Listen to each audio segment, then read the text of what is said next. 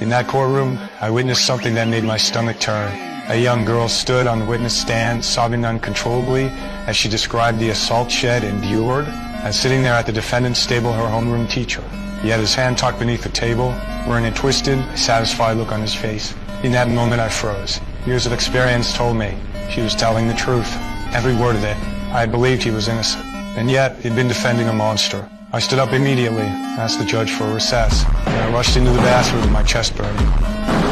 Leaning over the sink, hands gripping the edge, I stared into the mirror. To keep defending him now would mean betraying my conscience. But if I walked away from this case, my 63-01 shriek would end here, and my career might start unraveling. That's when a journalist walked in. HED been watching from the gallery. Saw the whole thing. He looked at me with a sneer. He mocked my so-might called perfect record. Said this case would break me, make me a laughing stock in the legal world. Had to close out someday. Nobody wins them all. His words cut deep. Each jab peeled away at the last bits of my morality, and in the end, vanity won. Without realizing it, a smirk curled on my lips. I walked back into that courtroom composed, unflinching, and I went for the jugular. I brought up every issue the girl had at school. She broke rules. She did what I was. She gave her teacher a nickname, Super Fat Pig. I pointed out how she watched adult films frequently, even called her a seasoned gold digger. I told the jury this teacher didn't assault her, he gave her detention. She was bitter, and she made the whole story out. My tongue sharpened, my questions cut deeper. The girl fell apart on the stand. Her attorney had no way to fight back. The verdict?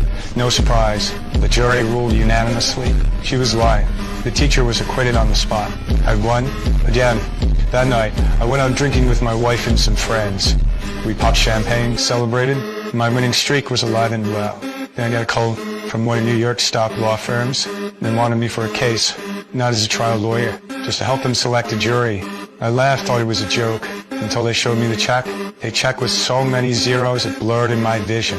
I stared at it for a few seconds, then nodded and took the offer.